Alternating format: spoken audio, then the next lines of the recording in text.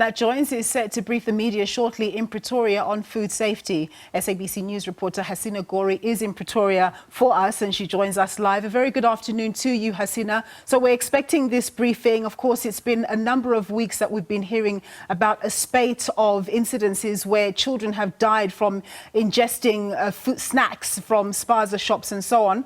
What can we expect?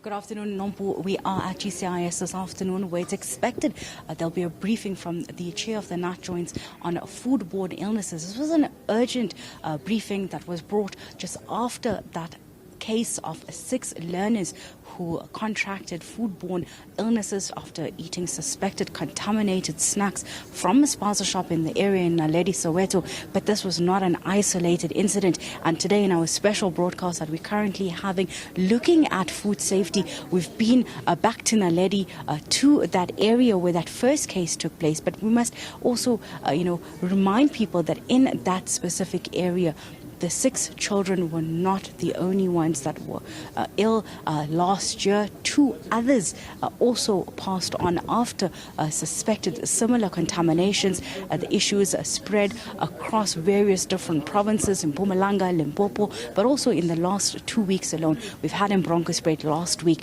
children that were rushed to hospital after they brought snacks from vendors outside of their school, suspected contamination once again, and these children were lucky in this specific incident. They were taken to hospital, they were given treatment, many of them released on the same day.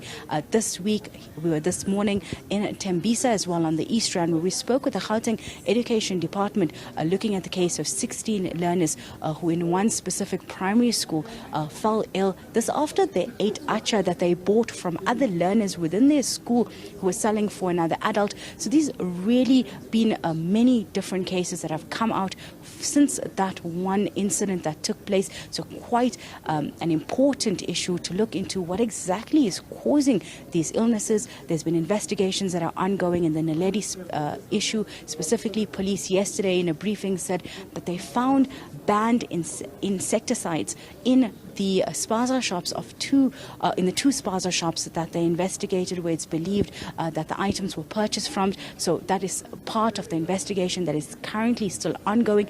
And they also reiterated yesterday that it was not just the spaza shops that were using these banned insecticides, that this was used in households as well to deal with the rodent issues in that specific area. But this specific foodborne illnesses have highlighted a bigger issue with regards to an irregulated tuck shop economy, irregulated small and medium enterprise economy, where food hygiene, food contaminations, and the rules and regulations that are put into place around these things are not being adhered to. We've heard from communities in Naledi. We saw the community coming out quite upset, noticeably so and understandably so, and going into the stores of the foreign-owned nationals and taking those items that they believe to be contaminated and removing them from the stores, in some cases burning them. We saw similar incidents happening in Sitobeni, in Bronkhorstspruit, in Tshwane, where they went into 2 of the stores. Last week, Friday, when we were there, they wanted to shut down the warehouses, but the police had asked them to allow for operations to continue. Police are still doing these operations, going into the stores, but communities feel that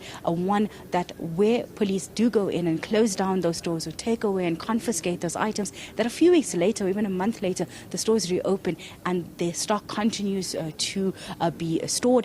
And when the communities are asked of why they do support these foreign-owned nationals in these spaza shops, they always point to the fact that these items are competitively priced. They're cheaper than the local-owned. They also claim that the local-owned stores do not cater for them, that they have to then rely on malls, which are further and cost more. So they then end up having to buy their items from these foreign-owned stores that seem to have them at a better and more competitive price. And these are lower income households who are looking for ways to subsidize their basics. And the township economy is the heartbeat of the economy. It's where majority of South Africans rely on for their basics, for their everyday.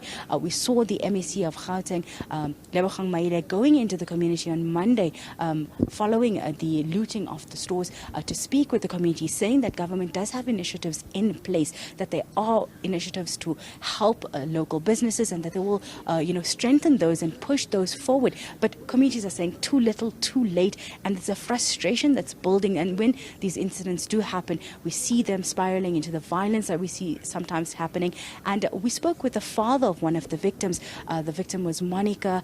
She was 6 years of age, and her father said that they are still trying to make sense of what's happening, but they wish that the community had waited for police investigations, because they felt that the lootings led to the tampering of evidence, and they're hoping that there will be some kind of answers for them as a family to understand what took place and how their child passed on. And we're hoping that when we go into this NATJOINTS briefing that's going to be happening in the next few minutes, we're told that it's about to start maybe in the next 5 or so minutes, that they will give us some answers of what's really going on. But for now, back to you in studio. Very much, Hasina, for that comprehensive outline. And indeed, as soon as that briefing starts, we will get back to Pretoria.